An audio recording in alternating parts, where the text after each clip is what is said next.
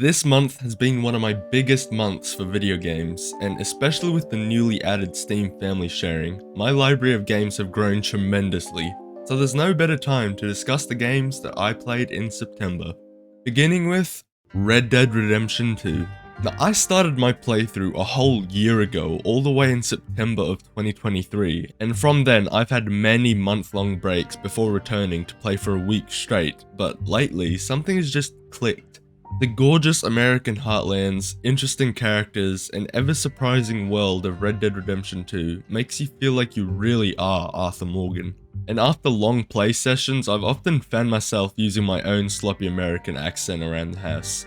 Although the plot is super simple, basically just relying on the gang needing money, the bond you build with all of the characters and all of the character arcs of Arthur is just pure genius. Sure, the missions are good, but it's the exploration and world that really catches your eye. Other than all of the landscapes being straight eye candy, riding around with your horse, greeting strangers, and all the little nuances of the world is the most immersive and atmospheric experience that I've ever laid my eyes on. And I don't know why, but it really feels like the game has gotten better and my eyes are more open after a specific story moment. Red Dead Redemption 2 is a top 10 game of all time, and after 6 years, I'm just excited to see Rockstar step up the game for GTA 6.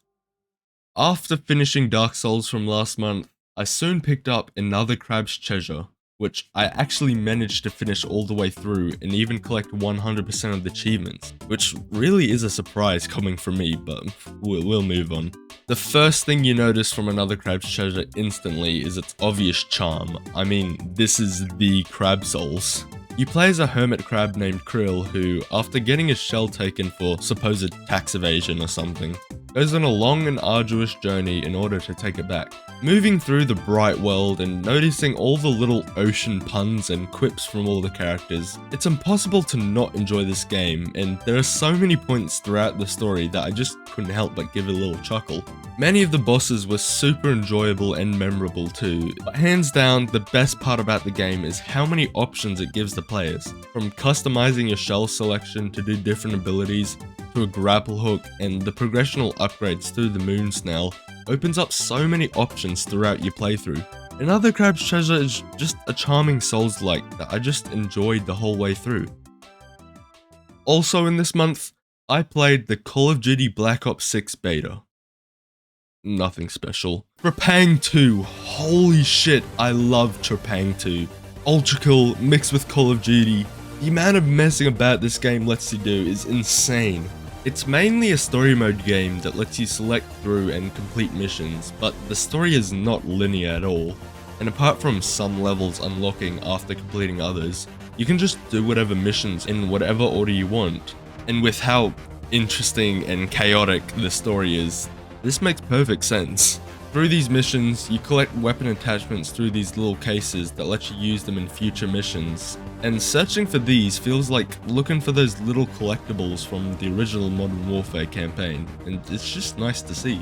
Apart from the career mode though, I love mucking about in the combat simulator, which is basically just the survival game mode from the original Modern Warfare 3. And I spent so many hours playing this when I was younger. But of course, this is a movement shooter, and thank God the moving and shooting in this game is one of the best I've ever seen. There are no reins holding you back. You move incredibly fast, have an insane arsenal at your disposal, you can slow down time, turn invisible, just the whole 9 yards. You can even grab enemies and either strap a grenade to them and throw at other enemies, or just throw them up in the air and kill them with fall damage. Trepang 2 feels like the game that my younger self would have literally creamed over. Don't make it weird. And with incredibly polished and just super smooth mechanics, Trepang 2 doesn't hold back from making it feel like a video game.